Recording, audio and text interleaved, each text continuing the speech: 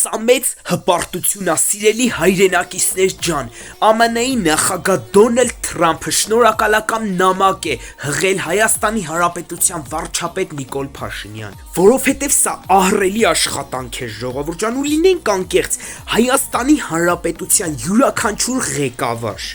99 թվականից հետո յուրաքանչյուր ղեկավար կարող էր այս կոնֆլիկտը ընդամենը մի քանի ամսվա մեջ ավարտել, որովհետև պետք է նստեին ու նույն կերպով բանակցեին։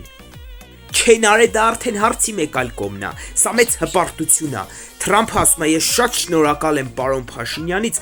որ նա այսքան նվիրված է այս ամենին։ Եվ այո, ժողովուրդ ջան, պարոն Փաշինյանը իր թիմի հետ միասին ահռելի աշխատանք է տարել, տանելու է, ու մենք բոլորս պետք է համախմբվենք պարոն Փաշինյանի կողքին ու աջակցենք, քանզի